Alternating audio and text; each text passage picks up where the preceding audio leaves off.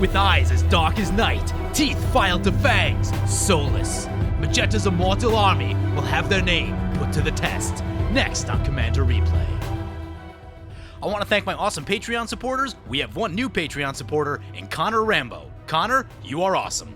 If you want to help support the channel and vote on which decks I play next, feel free to check out my Patreon at the link below.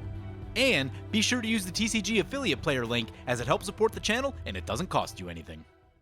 Welcome back, everyone. Playing some Mageta's Immortal Army today, and that's a no-lander. Let's mulligan that. I'll do a 3-lander. This is the best hand I've seen in the last 4 or 5 hands, so we're going to keep this one. We've got an Enlightened Tutor that can find helpful things.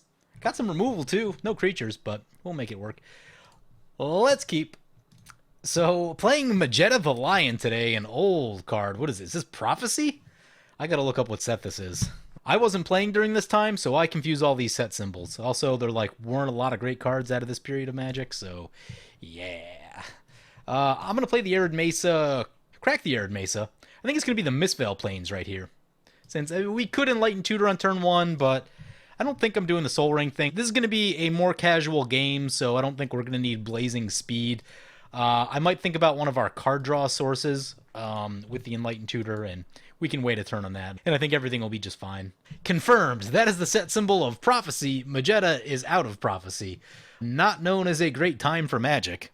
Anyway, reading the card, it's 3 white for a 3/3. Pay 2 white and tap it. Discard 2 cards. Destroy all creatures except for Mageta the Lion. Those creatures can't be regenerated. So, Mageta's Immortal Army, we're basically just playing a lot of creatures with Indestructible. Essentially, Indestructible Tribal is what we're doing over here. And we got some jank. I'm gonna show you guys real quick, because I think it's funny. So here's some fun Indestructible cards. We've got Zatalpa. We've got Myojin of Cleansing Fire, also is a board wipe. Ulamog, Darksteel Colossus, one that you don't see so much of anymore. Blightsteel Colossus as an actually good card in this deck. And there's a bunch of other ways to give things indestructible. Angelic Guardian is a newer one. I think it was out of M20. Whenever one or more creatures you control attack, they gain indestructible until end of turn, so we can give non-indestructibles indestructible, which is good, because we still do need some value creatures in the deck also, but that's kind of what's going on here. There were 2 creatures with indestructible at 7 CMC, but they were feeling pretty underwhelming for that amount of mana, so I just decided to skip those. Right here, let's play the Homeward Path, play the Mana Vault, and I think I might actually go for Mind's Eye and just try to draw cards for a while. Obviously, Mageta does require you to discard 2 cards, and that can be costly, so you'll want to make sure you have some cards in hand to do it. So I think Mind's Eye could be a pretty good idea.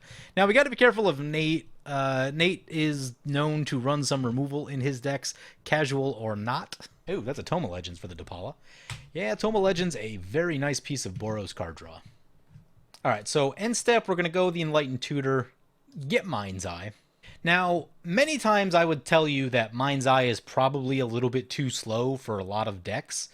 It does require a lot of mana and just a lot of time. But with Mageta being a board wipe out of our command zone, I think that's exactly the type of effect that could actually make Mind's Eye very reasonable as a card, because if you have the ability to wipe your opponent's creatures, you can buy that time you need to really make Mind's Eye effective. So I do like that about it. I think right here, we can get 1 draw off Mind's Eye before anything really happens. I guess it's worth it.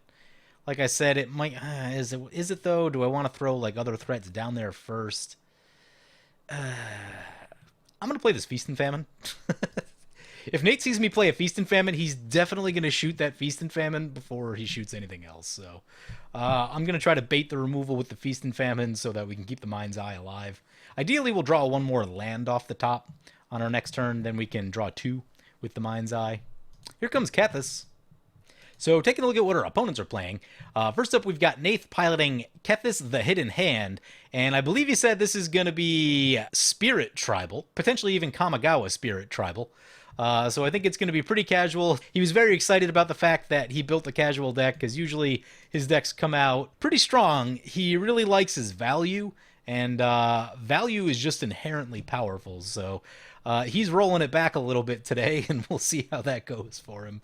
I'm curious to see what kind of oddities pop out of Kamigawa Spirits. Next up, we have Zachary Ryan piloting Depala Pilot Exemplar. And they're going to be playing a vehicles deck today. One that I haven't seen in a long time. Like, right when Depala came out, a lot of people were playing Depala. But the number of people that actually, like, stuck with it for a while and have updated the deck and kept recent on changes. You see cards like Tome of Legends is a really big deal for Boros card draw. So, I'm curious to see what this deck looks like now, especially compared to what it looked like a couple years ago when it was first released. And Hallar coming into play, Hallar being piloted by Jenny162, and I've played a Hallar deck. It seems to kill people really quickly. That's a thing that I've noticed with that deck. Like, even when things aren't looking great, it seems like it's always just like a turn 7 or turn 8 kind of deck. Well, there's the land we were looking for. So that's cool. But yeah, Hallar just gets big and kills stuff in a hurry. Anyway, with all that, we caught that land we were looking for, so I think it's going to be time for the Mind's Eye. Natal draw, triggers the Mind's Eye. We'll pay 1 to draw. It's a Darksteel Colossus. Oh, we're so far away from that. If we were going to discard anything, Darksteel Colossus is probably it. Oh, that's a Karamitra for Nate. Karamitra's pretty strong. Whatever janky creatures he's playing, they will be significantly better with Karamitra in play. Opponent's pointing out that I'm on 1 white mana currently. Yeah, there's a lot of utility lands in this deck. Hopefully the white lands start showing up soon. La Plains. There's a Heliod. You know what a Heliod isn't? A land. We've got dual Heliods, though. Conqueror's Galleon for Depala. Really interesting card. Oh, no more mana for the card draw. Really interesting card. The crew cost is probably just a little bit too high, but if you ever get one of these in foil, they look beautiful. Once again, no more mana for the card draw. Jiraga Warcaller coming into play. Kicked 1 time. It's going to come in with a counter on it. Yeah. Hallar, a pretty good +1/+1 counters deck. It's a 5/5 already. It's coming our way. Come on, Plains off the top. Nope, it's a Stoneforge Mystic. Stoneforge Mystic's a pretty real card. I'm thinking Stoneforge Mystic, Sword of the Animist, since we, no Sword of the Animist in this deck, oh my god. Pariah Shield? Pariah Shield. Ooh. I think I'm going to hold back the Stoneforge Mystic right now and take the additional card draw with Mind's Eye, or hold back putting the sword on it. Put the sword on it next turn, since we can't attack with it right away. Draw with Mind's Eye, looking for a land. It's a land. Whew, finally. Eternal Witness for Nate. Yep. Gonna get back the Spirit Monkey played. Triggers the Karamitra. Ugin's Conjurant, huh? Enters the battlefield, X counters on it. If damage would be dealt to it while it has counters on it, remove it, prevent that damage, remove that many counters. X1. Triggers Karamitra. Yeah, Nate's ramping like crazy. Is it really a casual game if, like, we change the commander in the command zone, but both of us just play all the same cards that we always play? There's a philosophical question for you. Exploration for Nate. Yep, that's a good one. Kethis into Depala. Yep. We're going to pay to draw with the Mind's Eye right here. It's a Solemn Simulacrum. There's a little bit of mana ramp. Is also a blocker. Can appreciate all of that. Here comes Depala into play. Puts a counter on the Tome of Legends.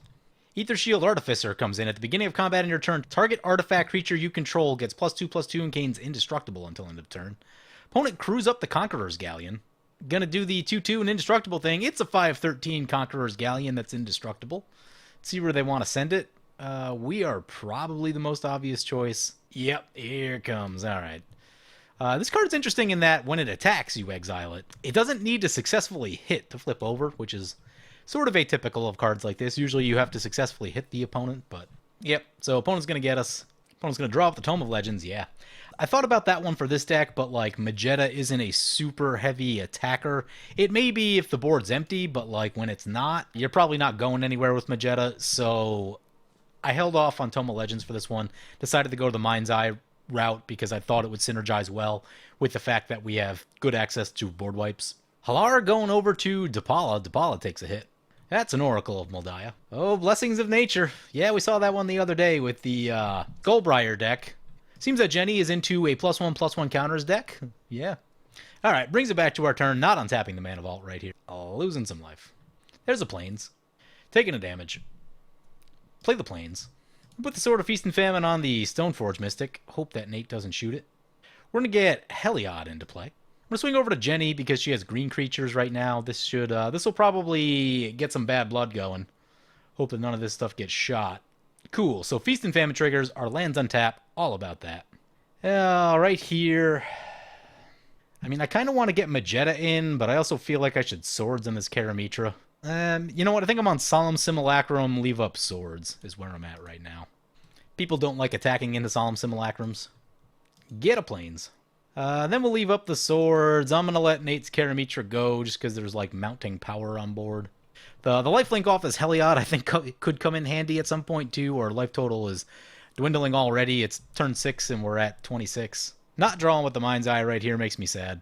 Thalia's Lancers, that's a pretty good card. That can find some good stuff. The one that I'm probably most worried about would be, like, an Elishnorn. But he may be going for some of his jank stuff. Let's see what he finds. Goes for an Argul's Bloodfast. That's fine. He wants to sack his stuff and draw a card. Seems fine with me. Or it's pay 2 life, draw a card, rather. So he's going to draw a card. Triggers the Mind's Eye. We can wait. We can wait. It's going to send Kethis on the attack. Depala takes a hit. Still not drawing with the Mind's Eye. So a while ago, I was doing some theory crafting about, like, whether I should really run Solemn Simulacrum in a fast Aurelia deck. And where I landed at is that, while it doesn't necessarily speed you up that much, because, 4 mana to ramp 1 is fine. The thing that's more important with Solemn Simulacrum is that when you have one, people will not attack you. Like, they think that it's like attacking into like a 10/10 or something like that, because they just don't want to give you that extra card. So it's really effective in the early to mid game as a deterrent from being attacked, which is why I really like it, in addition to ramping you and drawing you the card when it dies. So I really like that deterrent aspect of it in decks that are quick and low to the ground, where they don't necessarily need that ramp, or they can get that ramp in other ways that are more mana efficient. But just the fact that, like, no one wants to hit you when you have one is a pretty big deal, in my opinion. So Depala plays the Feast and Famine, suits up the Feast and Famine on the Depala. Where do they want to go with it? They're going to send it into Jenny. Ooh, she's about to take 2 Feast and Famine hits. Can't say that feels great. Get a counter on Tome of Legends. Depala will do the thing. So when it becomes tapped, you may pay X. If you do, reveal the top X cards of your library. Put all dwarf and vehicle cards from among them into your hand and the rest on the bottom of your library. Didn't see if they paid anything into X or not. You can draw a card with Tome of Legends. Yeah, getting some Tome of Legends work in there. Triggers the Mind's Eye. Ooh, she takes a second Feast and Famine hit. It's pretty rough. It's pretty rough. Threaten Dynamo for opponent. Yep, that's a good one. She has a kicker spell on top now. Mind's Eye is going to trigger. Ooh. I'm going to draw and hope that, like, we don't just die to Hallar doing Hallar things. Ideally, some, like, Lightning Greaves would be a pretty good thing right now. Mageta not having haste, I'm seeing to be a little bit of an issue. Hallar is a 9/9. Oh, my. Jenny going to send the Hallar over to the Depala. See if Depala is interested in taking a whole bunch. Jenny's going to receive a generous gift on her Hallar. Ooh, Vines of Vastwood. Uh-oh, we's about to lose a lot of life. It's going to get Hexproof, +4/+4, and, Oh, it's just the number of counters, right? Equals the number of counters on it. Okay. It still hurts. It still hurts. It doesn't feel great. Is Depala about to die? They're going to throw the Ether Shield Artificer in front. It dies in combat. Ooh, opponent goes down to 13, 15 commander damage. Gonna continue to leave the Mana Vault tapped, even though our life total's starting to get down there. Here's the Throne of the High City. So let's get the Plains into play. I think we do need to get some white mana at some point here. I think I'm going to swing into the Depala opponent. So let's get Mageta. Mageta's in. No reason to think that Stoneforge isn't going to get through successfully right here. So go to combat. Swing into the Depala deck. Going to use Heliod to put lifelink on the Stoneforge Mystic. We get a Feast and Famine trigger and a Heliod trigger. What are we putting the counters on? Mageta doesn't destroy itself, which I kind of like. We could also make the Solemn Simulacrum hilariously large, is a thing that I think is funny. We'll try Mageta. So our land's untapped. That's the big thing right here. Oh, I meant to do all this differently. Wanted to use the Stoneforge Mystic to get the Pariah Shield in, because Pariah Shield is really expensive. I guess we just play it. How much White Devotion do we have, actually? 1, 2, 3, 4. That'll be 5. That'll turn on all of our creatures if we play Heliod. Okay, that seems like a plan. I like that. And then we can leave up Swords, Heliod's Intervention, only X1, but maybe draw with the Mind's Eye a little bit. Yeah, okay, we've got 2 Heliods now. Sweet. Pass the turn. Opponent has a 7 dwarves in their deck. Yeah, why not? There are not a lot of dwarves, so when you can have 7 of one of them, that does help you pad the dwarf numbers. I'm not going to pay for the Mind's Eye right here. Oh, that's a Myojin of Night's Reach. Gross. Ooh. Let's see how he wants to play that. Oh, Journey to Eternity on the Thalia's Lancers. Doesn't have the mana to sack it. Okay. Think we can manage. I think we can use Heliod's Intervention like next turn. Well, unless our hand gets discarded, in which case we can't. You know what? I think we got a Swords right now. Force the issue. So that way we can draw with the Mind's Eye. Yep, here it comes. Hands get discarded. I'm going to draw with the Mind's Eye. It's a Zetalpa. Ooh, nice. Opponent's going to use the Conqueror's Foothold to get back the Generous Gift. Tome of Legends and Depala will both trigger. Opponent's got some bad blood going over there. I mean, wow. So opponent uses the Depala ability, gets themselves a Cultivator Caravan, and the Tome of Legends. They're back up to 4 cards in hand after a Myojin just went off. That's not too bad. Also hit a Taurine Mauler, yeah. Opponent's going to Generous Gift on the Hallar. That's probably a pretty good idea. That Breath of Daragaz on top of their deck. Pretty scary. Here comes the Taurine Mauler, yep. We have a Strip Mine for the Journey to Eternity. I forget that it returns the creature just automatically right off the bat. Seems pretty ridiculous. Ooh, Hardened Scales, you say. We're going to draw with the Mind's Eye. It's a land. Jenny going to send everything into Depala. That puts Depala down to 3. And here comes the Breath of Daragaz. I think that's just going to finish them off. Down they go. Ooh, that wipes the board.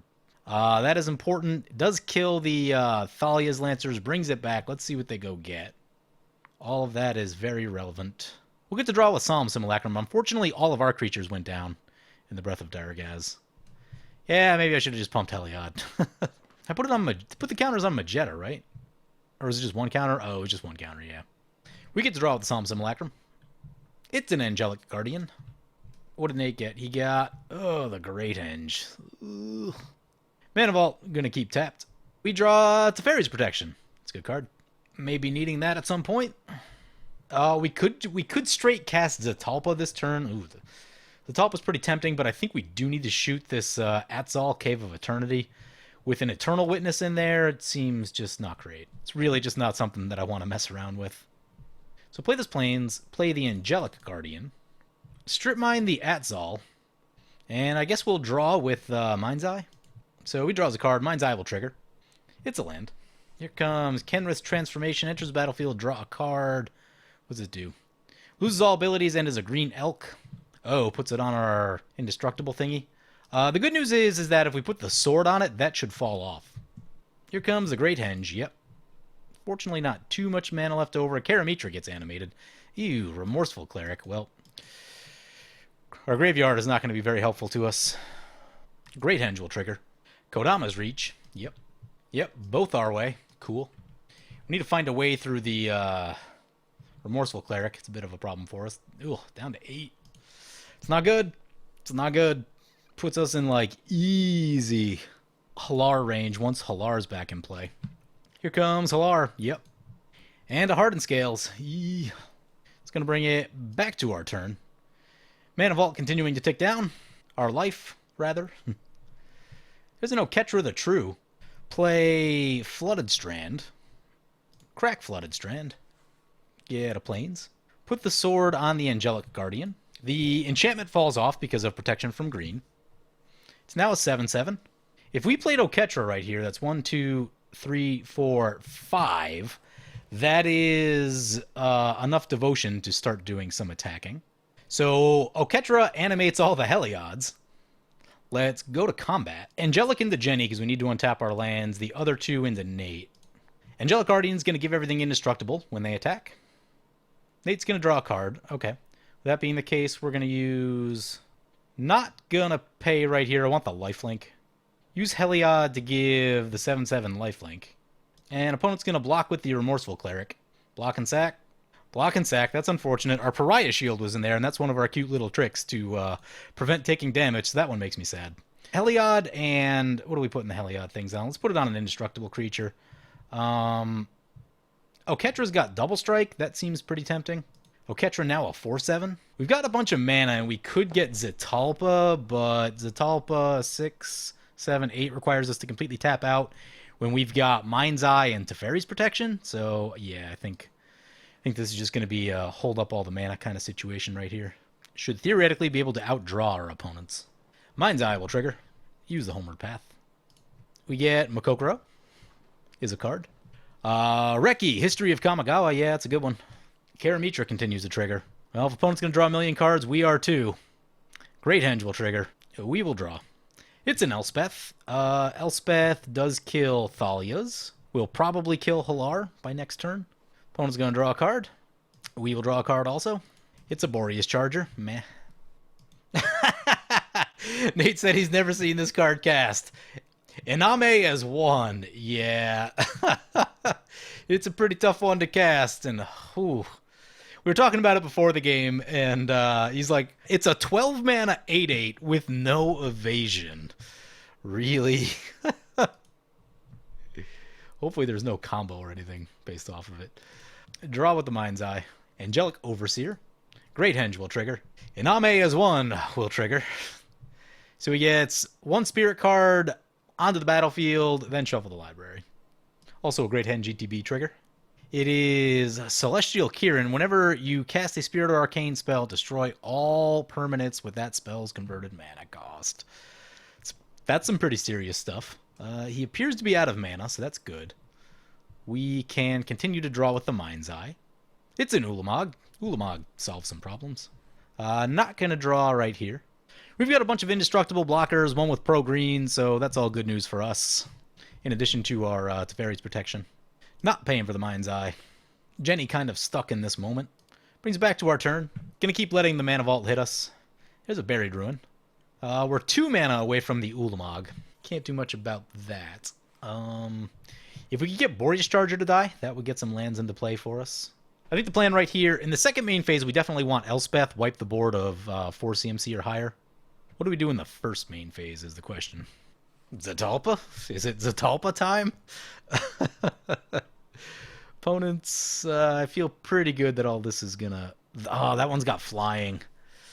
Well, we have to keep attacking Jenny. That's unfortunate. Maybe we just lifelink everything? That's probably the best idea. Play Makokoro. Really want to get that as Zetalpa, but we kind of need a mana doubler to do it. I'm going to play the Boreas Charger. Yeah, I think this is a good time to lifelink. Does this thing have reach? No reach. Go to combat. Send everything except the Angel into Nate, the Angel into Jenny for the Feast and Famines. Heliod gives all of our stuff Vigilance, which is pretty cool. Accept Itself. Wait. Nope, that's the one. Yeah, Accept Itself, oddly. You know what? It was probably too strong if it had Vigilance itself. Sort of like Checkers, just leaving the thing in the back row and never moving it. All right, declare our attackers. Give our stuff Indestructible. Start lifelinking things.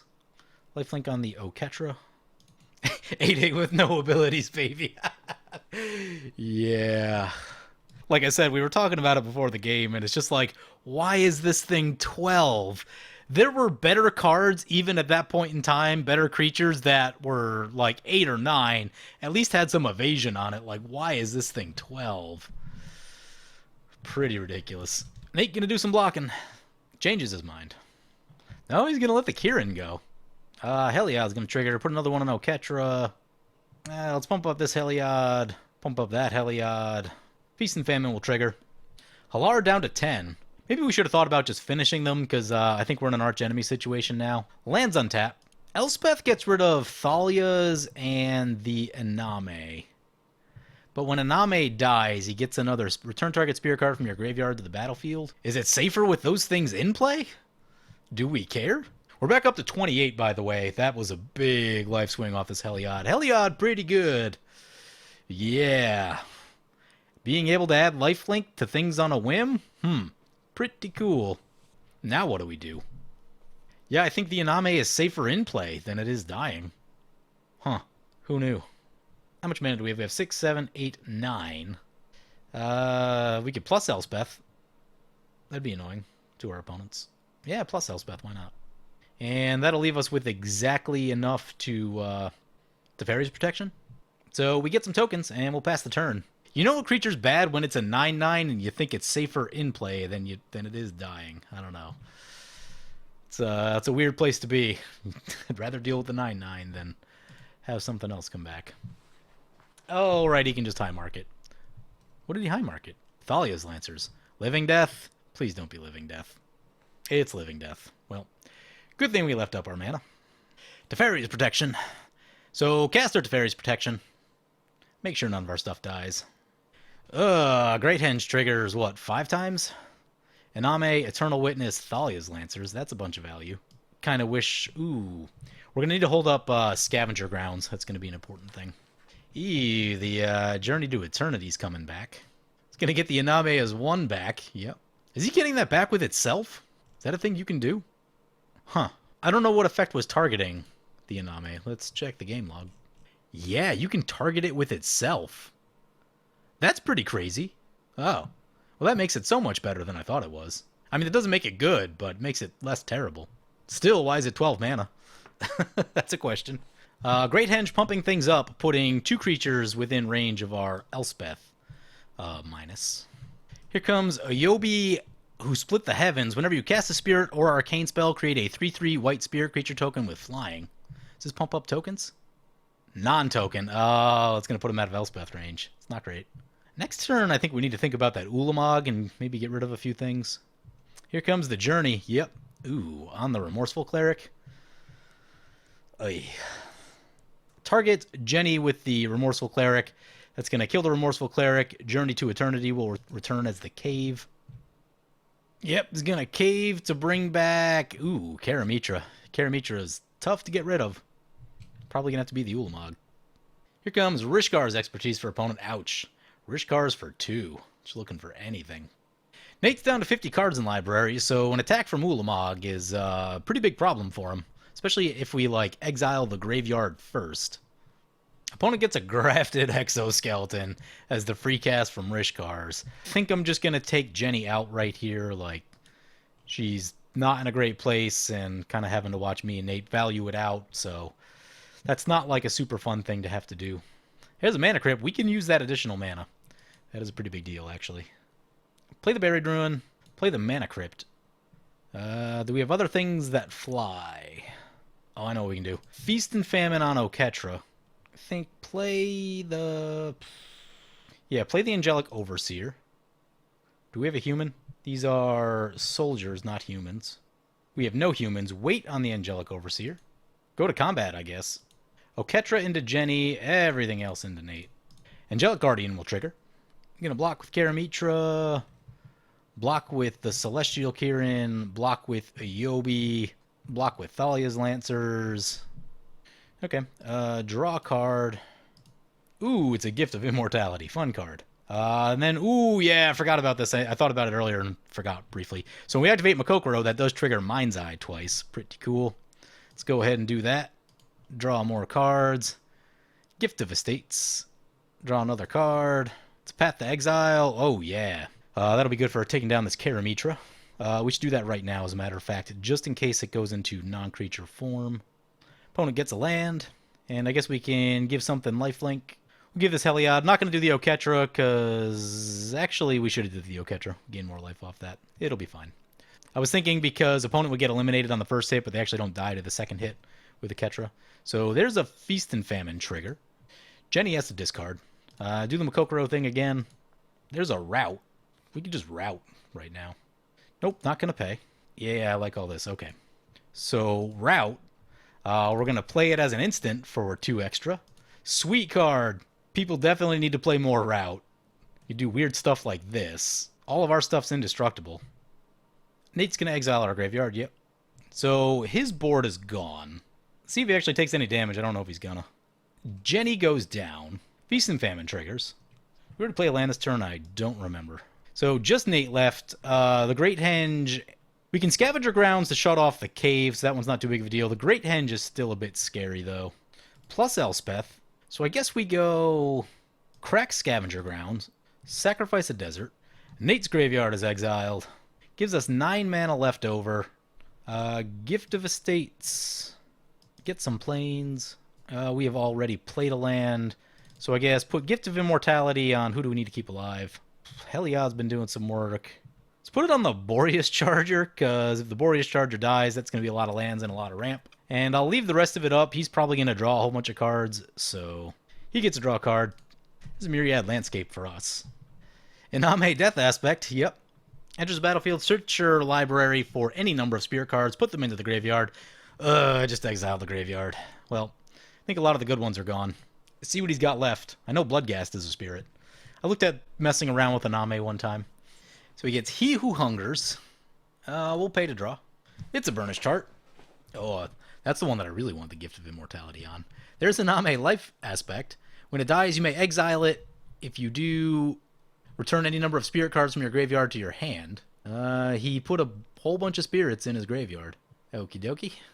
He's going to sacrifice the Iname to the high market. Looks like we are in need of more graveyard exile. Nate down to 32 cards in library. If we could squeeze off 2 attacks on Ulamog, that would do it.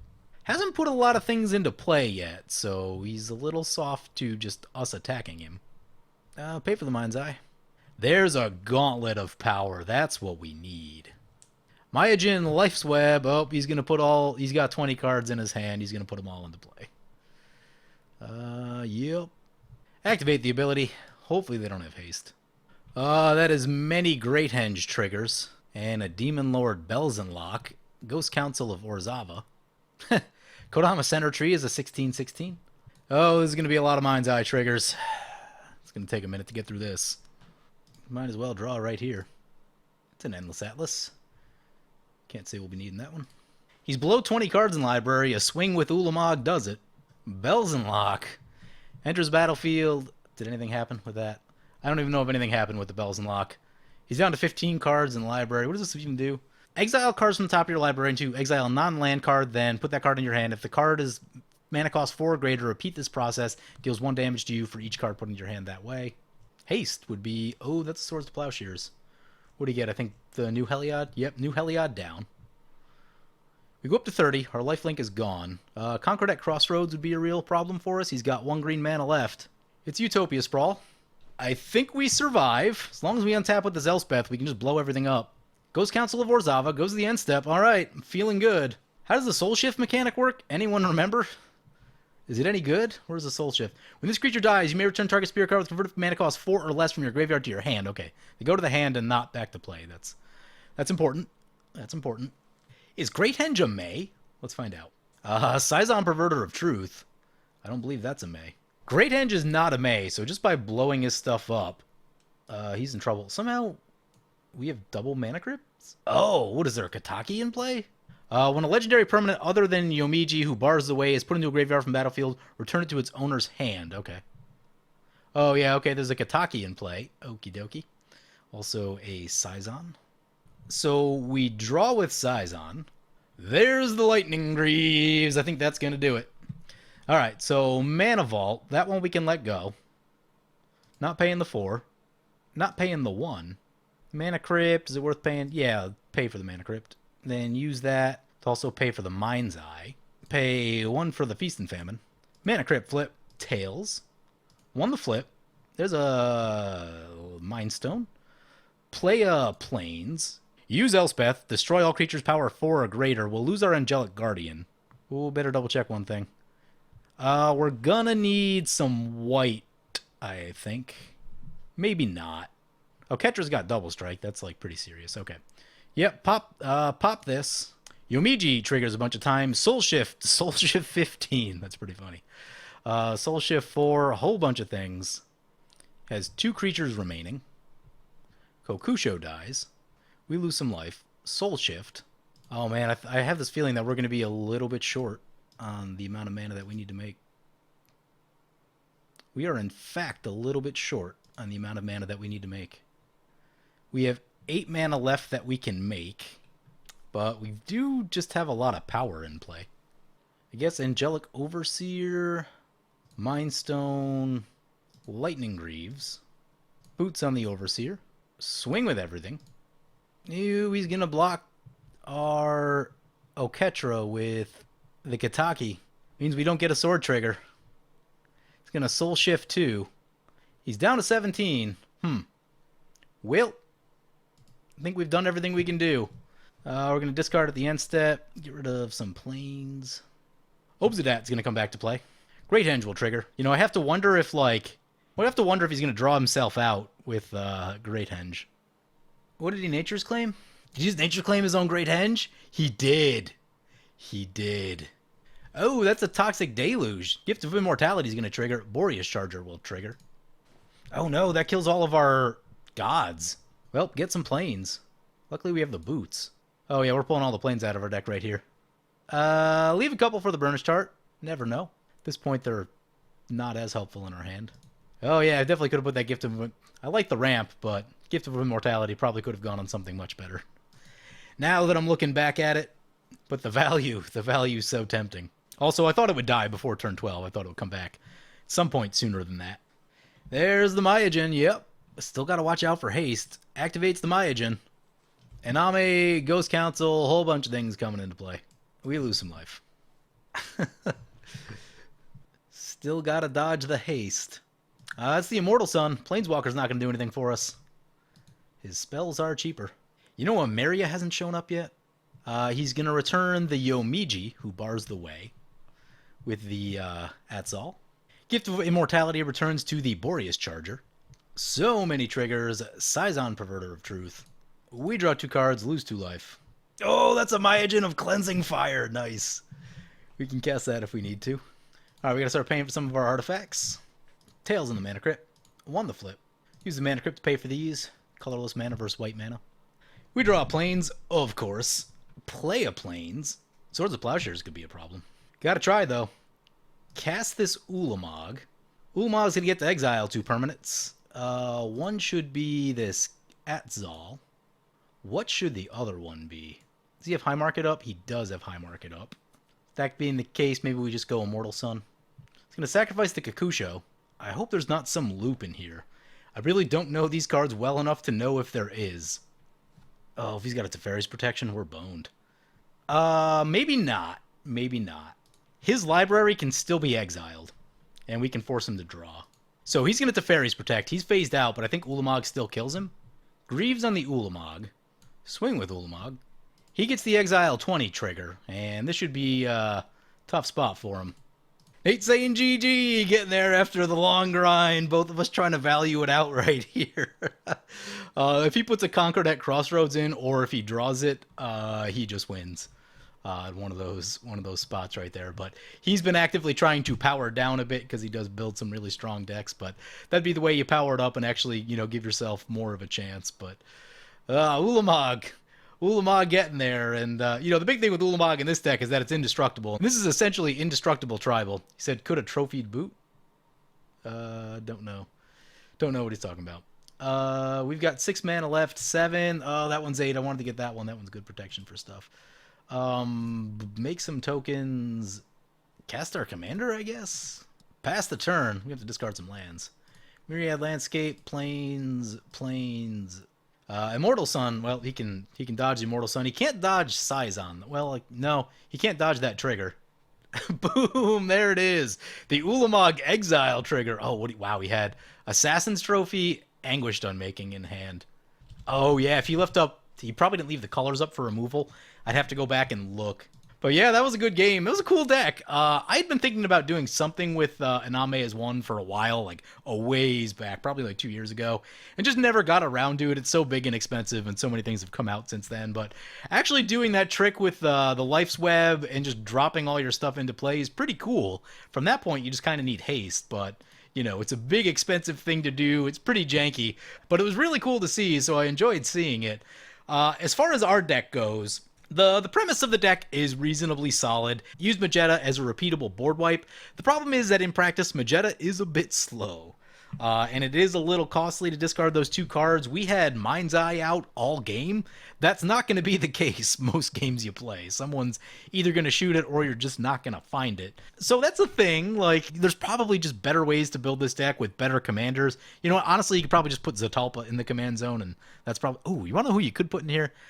You could put Odric Lunarch Marshal and just use that to spread indestructible to all your stuff and then just add more board wipes to your deck. This deck doesn't actually have that many board wipes in it. It was kind of relying off the fact that Mageta would take care of that when you needed it to. So you'd have to reconfigure that a little bit. I was thinking about, like, you could probably also just use a bunch of, like, small value creatures. Maybe some things like Mirror Retrievers, Restoration Specialist, Karmic Guide, Revelark, that sort of stuff. Kind of make, like, a low CMC version of this deck, because we saw those big creatures up here, and they just got stuck in our hand. So hard to be able to actually cast these things. The way the game is sped up now, the way that people recognize that they need to blow up mana doublers, it's really hard to untap with a mana doubler. So if I were going to make this deck better, I would cut some of this big stuff up there. I'd probably go for like a low value Revelark Karmic Guy, probably use Odric out of the command zone, although Odric also kind of lends itself to just like aggro, double strike, and lifelink, that sort of stuff too. But, you know, dumping a bunch of indestructible and a few board wipes on there is probably going to be a more efficient route.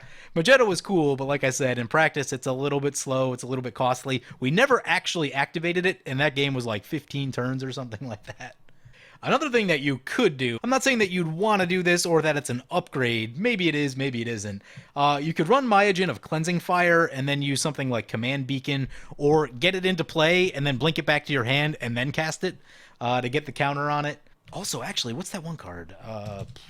Kindred Boon puts Divinity counters on things. You could also use Kindred Boon to put a Divinity counter on Myojin of Cleansing Fire. I don't know. That may or may not be more effective than using Mageta, because Mageta, like I said, it's a bit slow. But I think either way, you're looking at either time or multiple cards to be able to do the thing. So probably Odric with a bunch of board wipes and a bunch of indestructibles might be your best bet on that. But otherwise, it was fun. It was a fun game. We knew it was going to be a little bit jankier. Nate really powering down, me playing just, you know, this beast of a mono white deck.